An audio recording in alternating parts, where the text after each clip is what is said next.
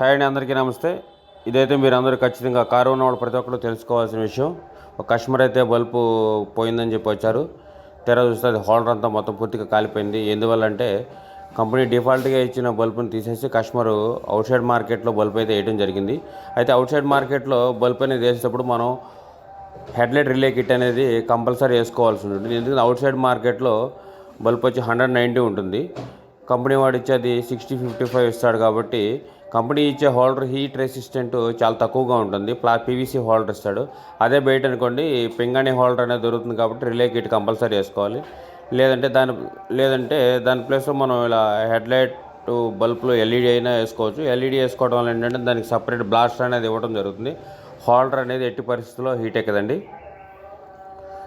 కాబట్టి compulsory vehicle ఉన్న ప్రతి ఒక్కరు కూడా ఇదొకటి గమనించాలి. ఇదిగోండి ఎల్ఈడి ఇన్స్టాల్ చేసిన తర్వాత లైటింగ్ అనేది ఇలా రావడం జరుగుతుంది.